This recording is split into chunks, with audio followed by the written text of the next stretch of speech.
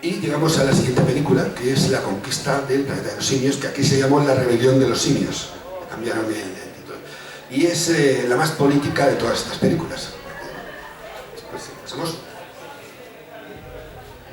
En este caso está ambientada en un futuro, pues a un par de décadas, en el año 1991. Vamos a tener a Armando y a Milo adulto, que va a cambiar su nombre a César. Y parece que la sociedad que se nos presenta es un tanto autoritaria. No se llega a especificar muy bien, pero no vemos que sea una sociedad como veíamos en la película anterior, que era más reconocible por nosotros, ¿no?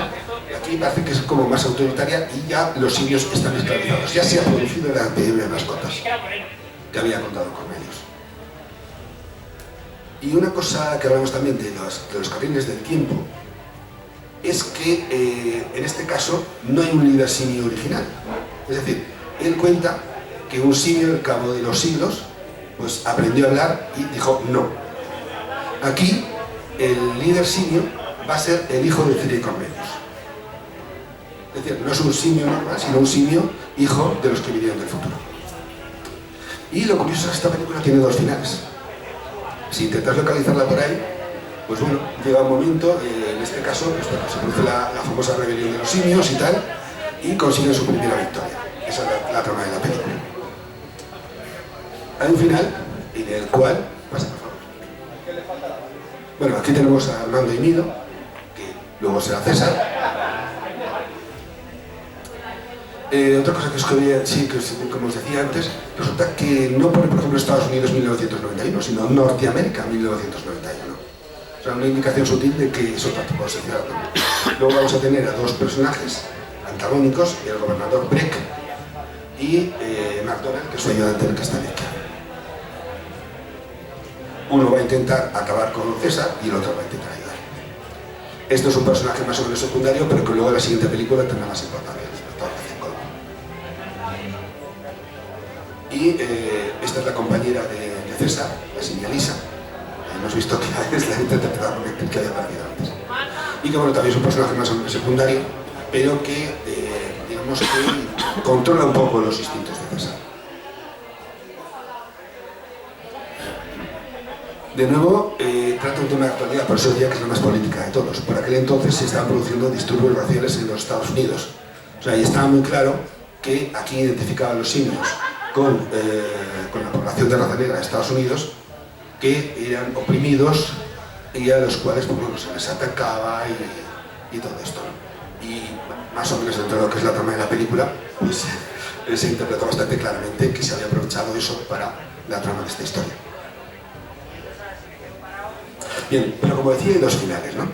Entonces, en esta película, al final, César, después de su primera victoria, te lanza un discurso y tal, que llegará el día en que los simios dominarán la tierra y los humanos serán sus servidores y tal, y dice, este día ha llegado para vosotros hoy. Y entonces, los simios matan al malo, al gobernador Beck, al que tenían prisionero. Lo matan a culatazos. Pero hay otra versión, otro final, en el que después de decir eso, César continúa hablando. Vale. Y dice, y nosotros, que no somos humanos, nos permitiremos el lujo de serlo. Y si la humanidad tiene que ser dominada, lo será con comprensión. Es decir, un final un poco más positivo.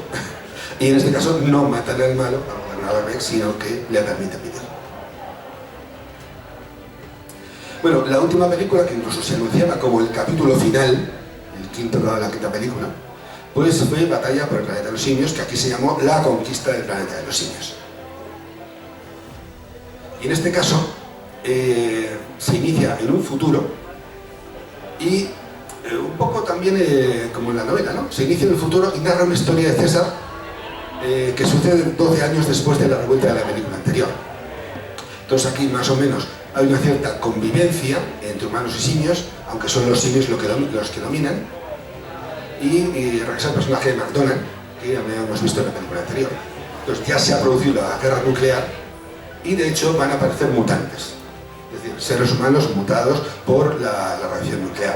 Y uno de ellos, el jefe, va a ser Colm, que habíamos visto en la película anterior.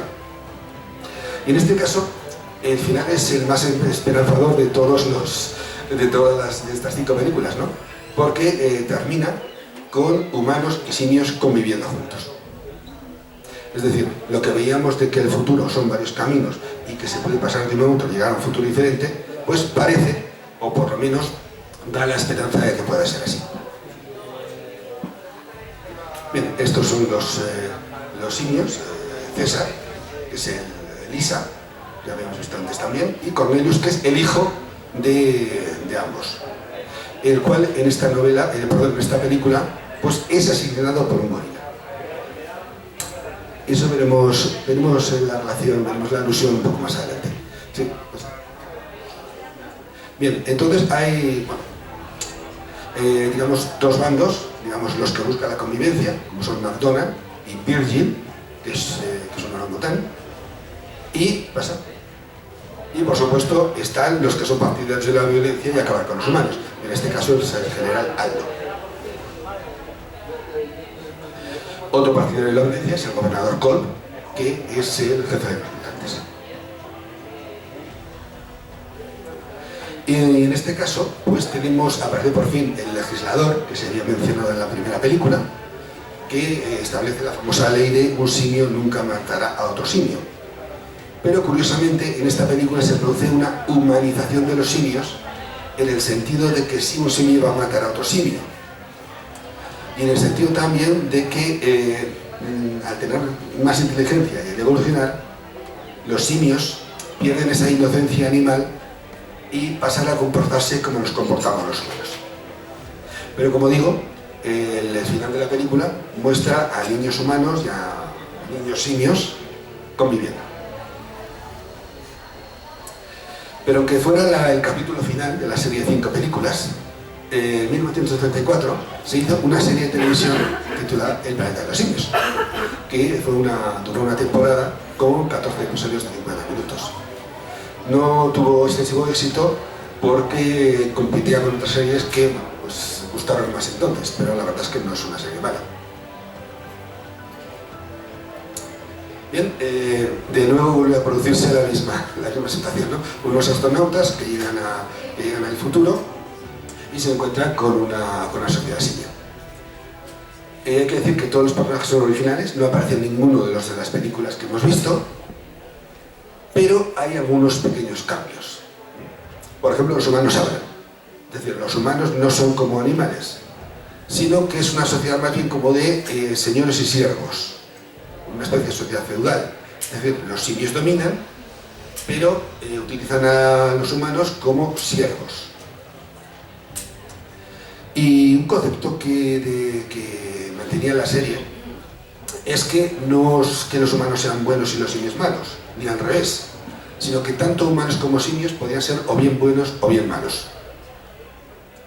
Y un cambio final es que por fin unos astronautas consiguen regresar al presente. Bien, otro cambio también es que todo lo que sucede en las primeras 2 películas están ambientadas en Nueva York, la Estatua de la Libertad, ¿no? Esta serie está ambientada en el extremo opuesto de Estados Unidos, en la costa oeste, como vemos por este mapa que vemos aquí, por un montón de referencias que aparecen en la película.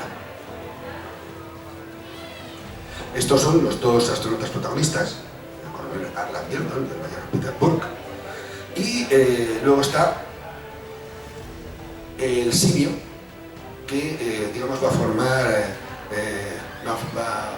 está en amistad con ellos, que es Galen. También está interpretado por Roy McDowell, es decir, Roy McDowell ha interpretado a 3 simios en estas películas: a Cornelius, a César y a Otto. Y lo curioso es que, bueno, pues ya sabéis estas cosas que hacen los americanos, ¿no? En 1981 lo que hicieron fue remontar algunos capítulos de la serie para crear como una especie de películas y le pusieron un prólogo, ¿no? Entonces aparecía Galen de viejo haciendo algunos comentarios y explicando algunas cosas, ¿no? Y en unos capítulos dice que los 2 humanos encontraron su ordenador en otra ciudad y desaparecieron en el espacio. Con lo cual es la primera vez que unos astronautas en estas series consiguen regresar.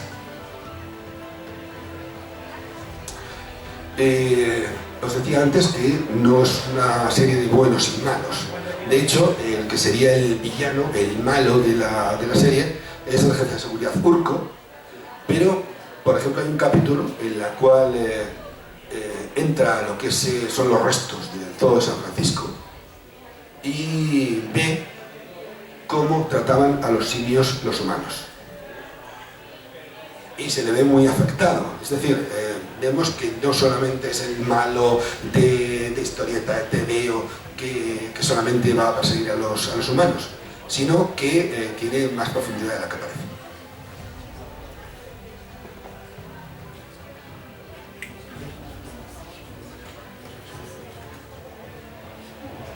Y aquí tenemos a otro personaje que también aparece, que es el canciller Zaius. No es el mismo protagonista, no es el mismo personaje de las películas del planeta de los simios, a pesar de que usaron la misma ropa que había utilizado el actor del Dr. Zaius en las películas, porque es una ubicación diferente, incluso los sabios que aparecen también son diferentes. Bueno, el éxito de todas estas películas pues hizo que por ejemplo, pues si hiciera algún tipo de programas, aparecieron programas especiales, ¿no? Aquí aparece Roddy McDowell en el show de Carol Burnett. Y aquí tenemos, este es el músico Paul Williams, que apareció así caracterizado en el show de Johnny Carson. Incluso cantó así. Aparte de esta serie, que está hecha con personajes reales y tal, pues tenemos una serie de dibujos, poco animados, todo hay que decirlo, que se hizo en el año 1975 y que tampoco duró mucho, una temporada de 12 episodios de 50 minutos. Bien, de nuevo es el futuro, de nuevo unos astronautas que hacen el viaje, y esta vez reaparecen Zira, Cornelius y Zaius, y también Nova. Y aquí los humanos vuelven a ser mudos. Es decir, los humanos son estilo animales, tienen una cierta inteligencia, pero no hablan. Reaparecen los mutantes, vuelven a aparecer los mutantes, pero esta vez son buenos. Y la civilización simia ahora es avanzada. Es decir, tienen la tecnología que tiene la Tierra cuando se hizo la serie esta.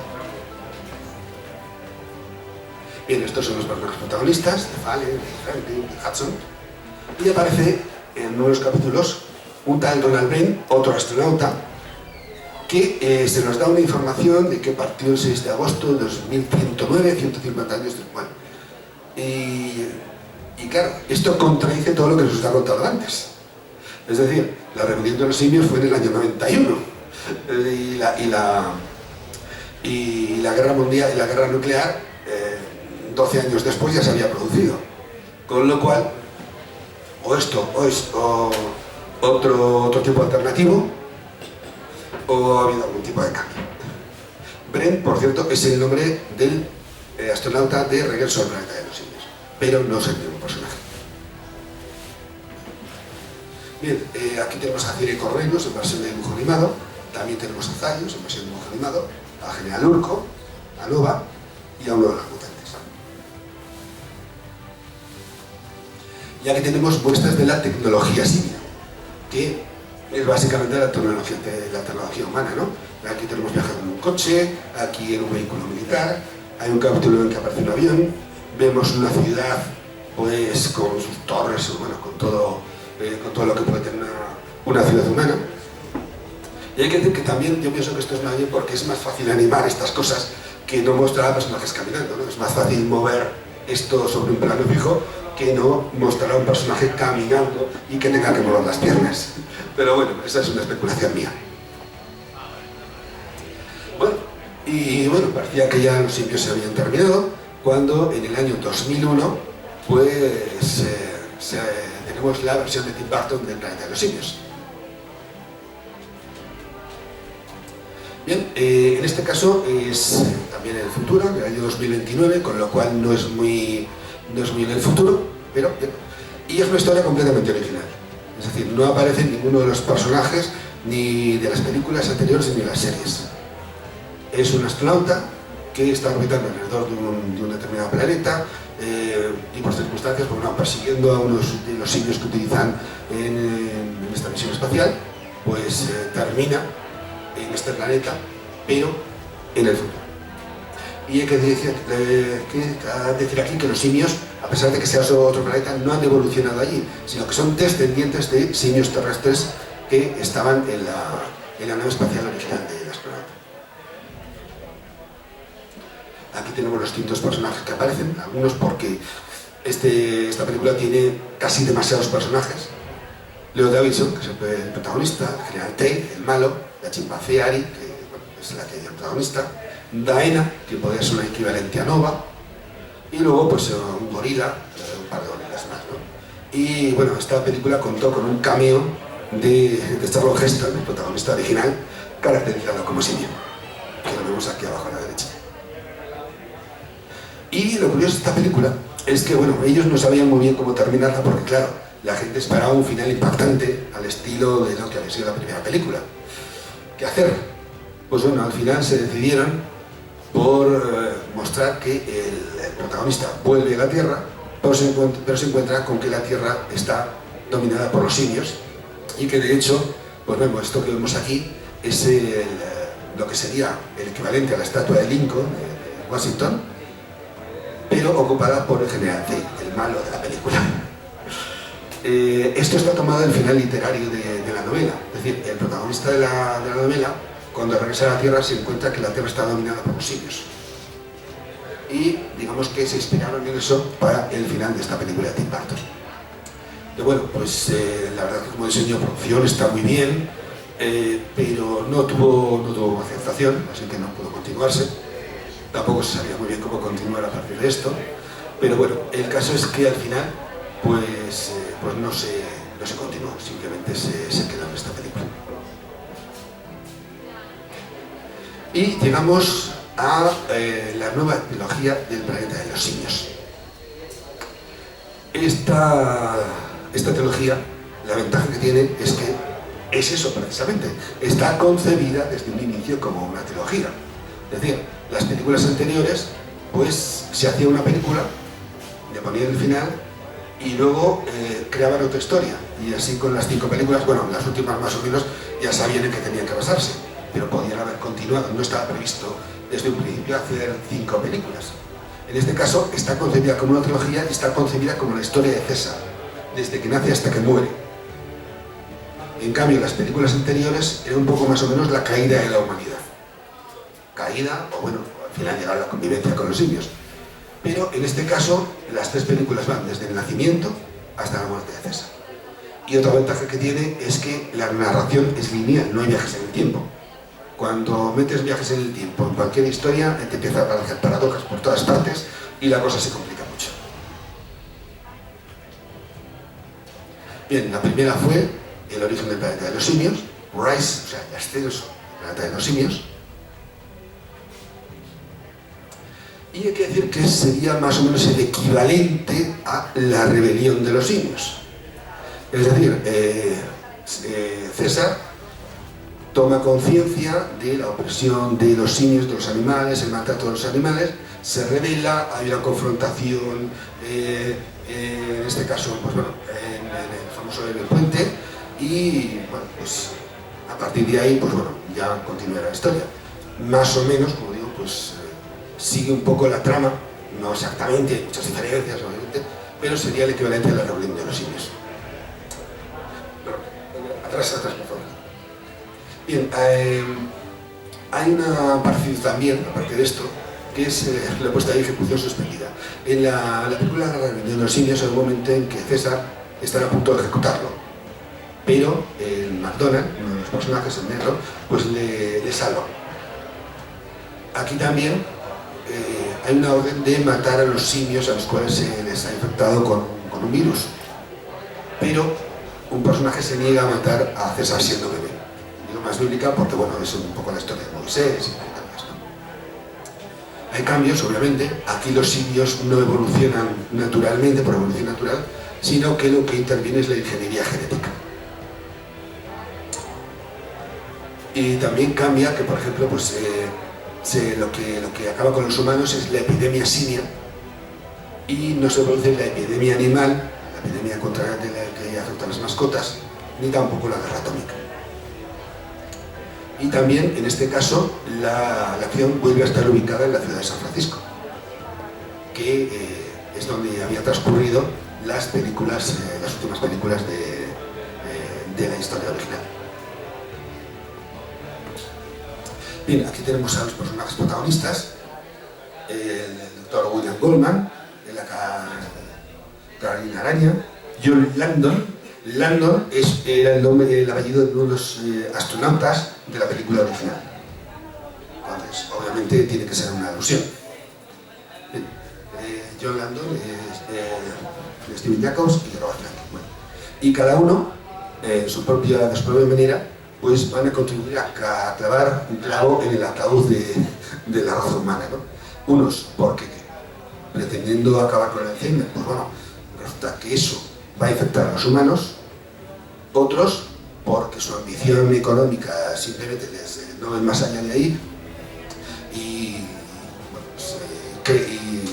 y desarrollan ese virus. Y otros porque maltratan a los animales, con el cual hacen que César pues se rebele. Y otro porque va a ser el paciente cero que va a infectar a la humanidad.